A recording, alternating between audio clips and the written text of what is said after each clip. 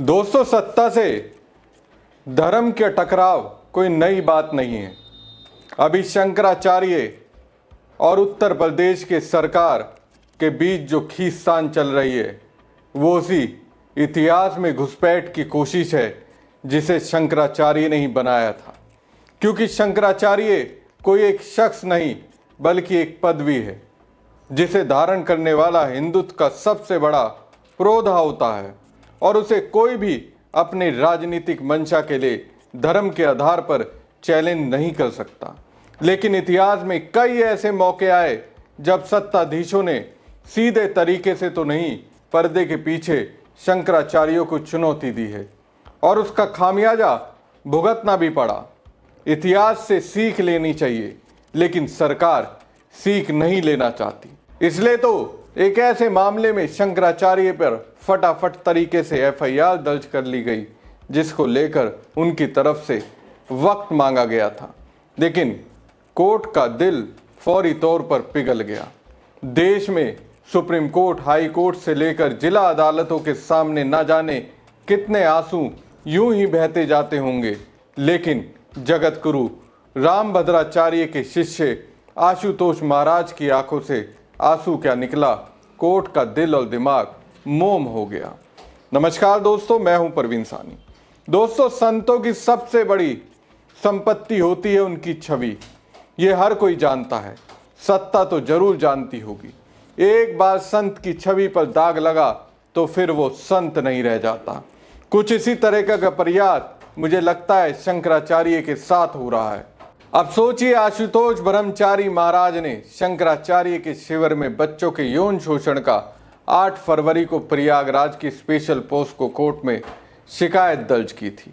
इसमें उन्होंने कहा था गुरुकुल की आड़ में वो बाल उत्पीड़न करते हैं और 2 दिन के बाद कोर्ट के नोटिस पर शंकराचार्य के वकील ने 10 फरवरी को जवाब दाखिल किया था।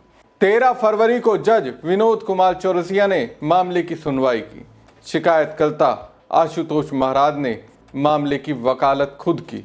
उन्होंने जज से कहा था कि 2 शिष्यों ने मेरे पास आकर अपने साथ हुए यौन शोषण की कहानी सुनाई। शंकराचार्य के खिलाफ एफआईआर दर्ज करके जांच करनी चाहिए। शंकराचार्य के वकील ने इसका विरोध किया, कहा था कि ये सिर्फ आरोप है, हमें केस की तैयारी के लिए थोड़ा वक्त चाहिए। इस पर आशुतोष महाराज ने जज से कहा था, मेरी कार को बम से उड़ाकर मुझे मारने की धमकी दी जा रही है, मेरी हत्या हो सकती है। और 21 फरवरी को कोर्ट का दिल पिघला। सारे वाद प्रतिवाद को छोड़कर आशुतोष ब्रह्मचारी के लिए कोर्ट रूम खाली कराया गया। कमरे में सिर्फ दोनों पक्षों के वकील ही बचे थे। इसके बाद बच्चों को कोर्ट रूम में लाया गया। बच्चों ने जज के सामने अपने साथ हुए शोषण की कहानी सुनाई थी। ये सारे बयान बंद कोर्ट रूम के अंदर हुए। इन बयानों को कैमरे में भी रिकॉर्ड किया गया था। दोस्तों, एक बात मुझे हजम नहीं हो रही, आखिर इतनी जल्दी आशुतोष महाराज को कैसे इतनी जल्दी टाइम मिलता गया। एक तरफ आशुतोष डिप्टी सीएम ब्रजेश पाठक को बुरा भला कह रहे हैं, योगी की पुलिस को सुना रहे हैं, तो दूसरी ओर उन्हीं की यूपी में कोर्ट से उनके पक्ष में फैसला कैसे आ गया। खटकने वाली बात एक और ये है कि जब जज ने आशुतोष महाराज से कुछ सवाल भी पूछे थे कि आप इन पीड़ितों के क्या हैं, अभिभावक किस आधार पर बने, तब आशुतोष महाराज ने कहा था, गुरु परंपरा के मुताबिक मैं न्याय के लिए आया हूं, पीड़ितों को कहीं न्याय नहीं मिला तो इन बच्चों ने मुझसे संपर्क किया। इतनी आसानी से कैसे ये बच्चे आशुतोष महाराज के संपर्क में आ गए, या फिर इन बच्चों को आगे कर आशुतोष महाराज किसी के लिए खेल खेल रहे हैं। सवाल तो ये भी है, क्या जगत गुरु रामभद्राचार्य ने अपने चेले आशुतोष महाराज को इस काम में लगाया है? वैसे आपको बता दें कि रामभद्राचार्य के लिए सीएम योगी भी प्रिय हैं और अपने प्रिय के लिए कुछ भी किया जा सकता है। आप में से कईयों के अंदर ये सवाल होगा कि अगर सीएम योगी को कुछ एक्शन लेना होता, पुलिस के जरिए ही सीधे तौर पर एफआईआर दर्ज करवा देते। तो भाई ऐसा है कि माघ मेले की कहानी उन्हें याद ही होगी। पुलिस ने बटकों पर लाठी चार्ज किया तो ब्राह्मणों के अंदर नाराजगी हुई है। एक ब्राह्मण के जरिए दूसरे ब्राह्मण को खड़ा किया गया। ये काम सीएम योगी ने किया है या फिर किसी और ने, ये तो मैं नहीं कह सकता, लेकिन किसी ने तो जरूर किया है। कोर्ट के फैसले के बाद शंकराचार्य ने कहा, यौन शोषण का केस फर्जी साबित होगा, ये बनाया हुआ मामला है। आशुतोष महाराज रामभद्राचार्य का एक चेला है, हिस्ट्री शीटर है। उसने पहले भी लोगों के ऊपर झूठे केस किए हैं। वो लोगों को धमकाता है, धन उगाही करता है। अब दोस्तों सुनिए शंकराचार्य की जुबानी आशुतोष ब्रह्मचारी की पूरी कहानी। होगा तभी तो उसमें आगे की जो प्रक्रिया है जांच की, गवाही की, वो सब पूरी हो सकेगी। तभी तो जो फर्जी मुकदमा बना करके हमारे ऊपर दायर किया गया है उसकी सच्चाई सबके सामने आएगी। तभी ऐसा काम करने वाले जो लोग हैं वो दंडित हो सकेंगे। तो इसलिए आवश्यक है, हम यही कहना चाहेंगे कि न्यायालय लंबा समय न लगाते हुए इस पर थोड़ी सी द्रुत गति से काम करे, क्योंकि बहुत सारे लोगों की निगाह इस पर लगी रहेगी। तो जल्दी से जल्दी इस पर गवाही साखी करे और निर्णय करे। जो गलत है वो तो गलत ही है, जो फर्जी केस बनाया है वो तो फर्जी ही सिद्ध होना है। गुरुजी आप बता रहे थे कि कोर्ट में आपने सबूत भी आरोप लगाएंगे। बात यह है कि सनातन के ऊपर आरोप लगा कौन रहा है? आप देखिए, किसी विधर्मी ने थोड़े लगाया है हमारे ऊपर आरोप। जिस व्यक्ति ने लगाया है वो खुद हिस्ट्री शीटर है। उसकी पूरी हिस्ट्री शीट शामली जिले के कांदला थाना में दीवार के ऊपर जो हिस्ट्री शीटरों का नाम लिखा हुआ है उसमें 34 नंबर पे उसका नाम लिखा है। ऐसा हमको बताया, लोगों ने फोटो भी दिखाया उस दीवार का।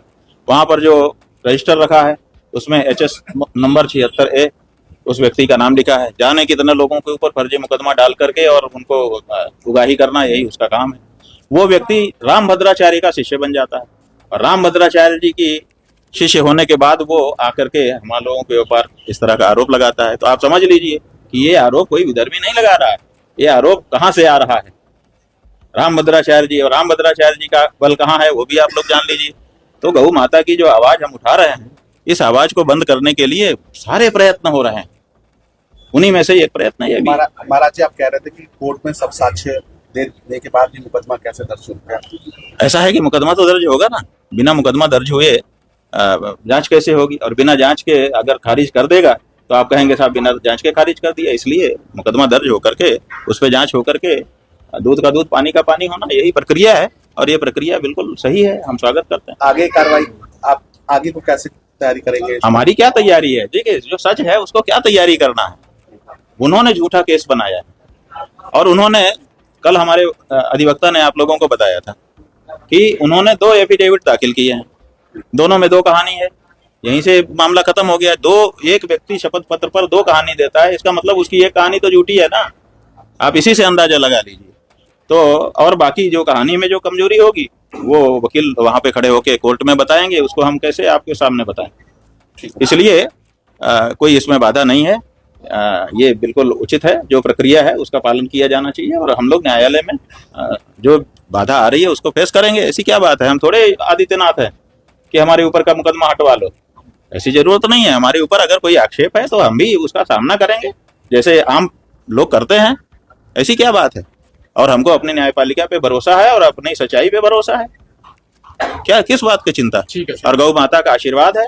गौ माता के लिए निरंतर हम लोग आगे बढ़ रहे हैं, बिना डरे बिना भय खाए, और बढ़ते रहेंगे। आप कैसे चुप करा लोगे? ठीक है स्वामी जी। तो सुना आपने, बेफिक्र हैं, कोई राग लपेट नहीं, विश्वास के साथ कह रहे हैं दूध का दूध पानी का पानी हो जाएगा। अब दोस्तों वो किस्सा आपको बताता हूं जिसमें एक सरकार ने कुछ इसी तरह से एक शंकराचार्य पर नकेल कसने की कोशिश की थी, लेकिन उस सरकार के साथ क्या हुआ वो कहानी रोचक है। कहानी तमिलनाडु की है, जब जयललिता के मुख्यमंत्री रहते हुए शंकराचार्य पर न सिर्फ हत्या के आरोप लगे थे बल्कि उनकी गिरफ्तारी भी हुई थी और उन्हें जेल भी जाना पड़ा था। तारीख थी 11 नवंबर 2004। उस दिन पूरा देश दीपावली मना रहा था। तब कांची कामकोटी पीठ के शंकराचार्य हुआ करते थे जयेंद्र सरस्वती। उस दिन वो आंध्र प्रदेश के महबूब नगर में थे और दीपावली की विशेष त्रिकाल पूजा की तैयारी कर रहे थे। अचानक से तमिलनाडु की पुलिस उनके मठ पहुंची और उन्हें गिरफ्तार कर लिया।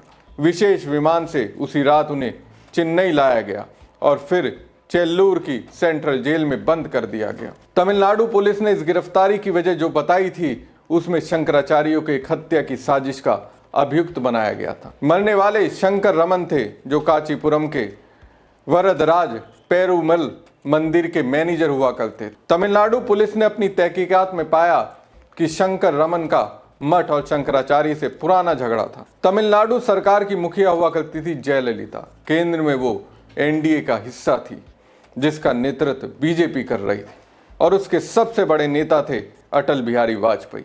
तब जयललिता शंकराचार्य जयेंद्र सरस्वती को अपना आध्यात्मिक गुरु मानती थी। दोनों के बीच के रिश्ते गुरु और शिष्य वाले थे। लेकिन 2004 लोकसभा चुनाव में जब वाजपेयी के नेतृत्व में एनडीए की हार हो गई और मनमोहन सिंह के नेतृत्व में यूपी की सरकार बनी, तो उस सरकार में साझीदार करुणानिधि की डीएमके भी थी, जो जयललिता की धुर विरोधी थी। उस वक्त शंकराचार्य जयेंद्र सरस्वती और यूपीए सरकार के बीच नज़दीकियां बढ़नी शुरू हो गई। यूपीए और खास तौर से डीएमके के कई नेता आशीर्वाद लेने के लिए शंकराचार्य के कांची कामकोटी पीठ में हाजिरी लगाने लगे। इससे जयललिता नाराज हो गई। इस वजह से उनकी कुर्सी कभी भी खतरे में पड़ सकती थी। बाकी जयललिता अपनी सॉफ्ट हिंदुत्व वाली छवि से भी निकलने की कोशिश कर रही थी, जिसकी वजह से उन्हें लोकसभा चुनाव में भी नुकसान हो गया था। ऐसे में उन्हें एक ऐसे मौके की तलाश थी जिससे वो शंकराचार्य को भी सबक सिखा सकें और अपनी सॉफ्ट हिंदुत्व वाली छवि से भी बाहर आ सकें। जयललिता ने शक्ति बरती। अपनी इमेज सुधारने की कोशिश में अपने जीवन के सबसे सख्त फैसलों में से एक ले लिया और तमिलनाडु पुलिस को शंकराचार्य की गिरफ्तारी की छूट दे दी। शंकराचार्य गिरफ्तार हो गए।